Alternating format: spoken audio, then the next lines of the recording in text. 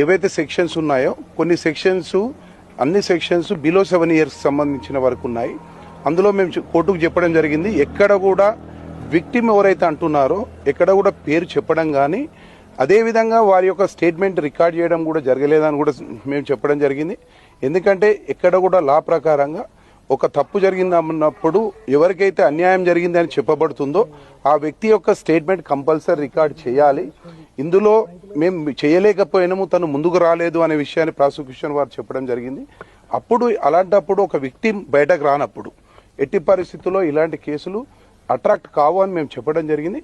అదేవిధంగా ఏదైతే అఫెన్సెస్ ఉన్నాయో అఫెన్సెస్ అన్నీ కూడా 7 years బిలో కాబట్టి ఖచ్చితంగా సుప్రీంకోర్టు ఇచ్చిన మార్గదర్శకాలు, సుప్రీంకోర్టు ఇచ్చిన జడ్జిమెంట్స్, అదేవిధంగా గ్రౌండ్స్ ఆఫ్ అరెస్ట్కి సంబంధించిన సుప్రీంకోర్టు జడ్జిమెంట్స్ కూడా ఉన్నాయని చెప్పడం జరిగినప్పుడు కోర్టు వాటికి మా వాదన కోర్టు మా వాదనలు ఏకీభవించి వారికి బెయిల్ గ్రాంట్ చేయడం జరిగింది.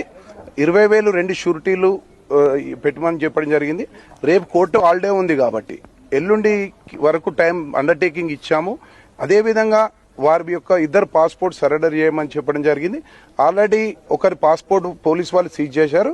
మిగతా ఎవరైతే సుధీర్ది ఉందో రేపు ఖచ్చితంగా ప్రొడ్యూస్ చేస్తామని అండర్టేకింగ్ ఇవ్వడం జరిగింది. అదేవిధంగా వారి యొక్క పర్సనల్ బాండ్స్ అవన్నీ రేపిస్తాం. కోర్టు పర్మిషన్ లేకుండా, వితౌట్ పర్మిషన్ లేకుండా వాళ్ళు ఎక్కడ బయటకు వెళ్ళొద్దని కూడా కండిషన్ పెట్టడం జరిగింది.